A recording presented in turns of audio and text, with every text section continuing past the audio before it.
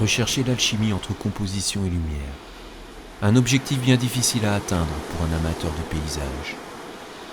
Mais la photographie, c'est avant tout un cheminement, tout sens en éveil, où l'on apprécie la qualité de l'instant. L'exploration des amas granitiques de Brignogan offre une belle opportunité. Un voyage loin du présent, hors du temps des hommes, un voyage au temps de la Terre.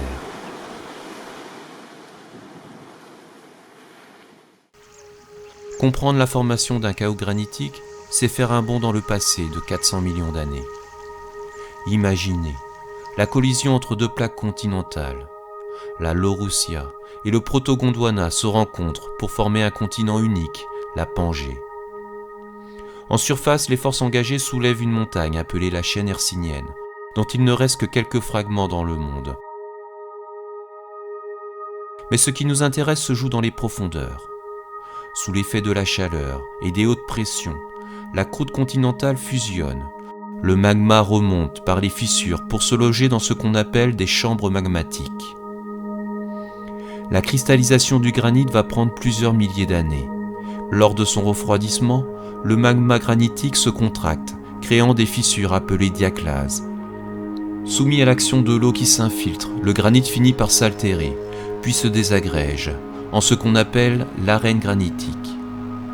Les plaques de granit finissent par s'effondrer pour former un dédale de roches. On obtient alors un chaos granitique.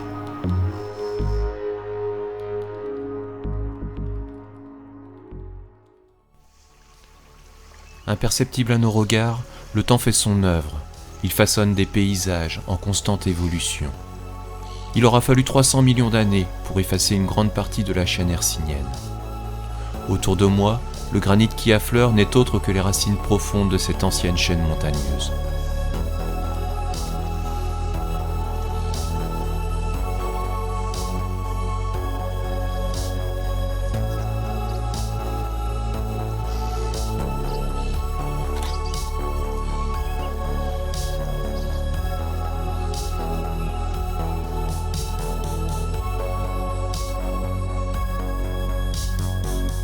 Explorer les amas rocheux de Brignogan, c'est ressentir des forces géologiques qui nous dépassent, soutenues par une échelle de temps qui donne le vertige.